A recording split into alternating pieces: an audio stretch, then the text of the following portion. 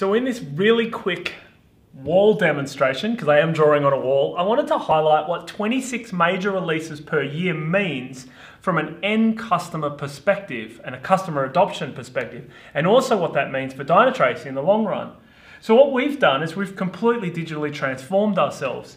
We've moved away from 6 major releases or 4 major releases per year to 26 major releases. Let me demonstrate what that means. So typically, and I've got time across the bottom, I extend out over 6 months and then there's some kind of major release and we do some kind of bigger announcement and we encourage everyone to update their software. And then we go along another 6 months and then we update again. Maybe it's 3 months, maybe it's 6 months. But I know all too well about having to market the importance of an update, because from a customer perspective, what that means is the customers typically are always a little bit further behind than the release. They're not automatically doing it because it's a manual process.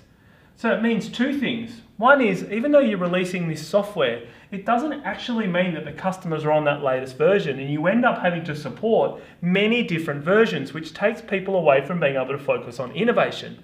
So what we've done at Dynatrace is we've changed this model to have a real agile approach to delivering software, which is every 2 weeks we have a major update.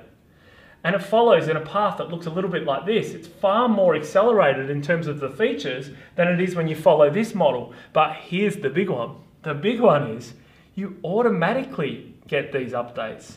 So you're automatically using the latest version of the software, whether you're a SaaS customer or you have our managed on-premise version. The whole concept of it is we take the pain away from having to do these manual updates. We do them for you automatically. What this creates over time is a significant gap in terms of the features that the customers are actually using.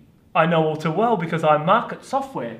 It's one thing to market it, it's another thing to ensure that everyone is using it. So you've created this huge gap. What it also means from a Dynatrace perspective, and it's something for you to be thinking about as you purchase your software, is as we're able to support less previous versions of the software, we can move those people into focusing on innovation. So this then continues to scale as our business starts focusing out on this sort of delivery versus where you would be heading in a traditional software delivery mode.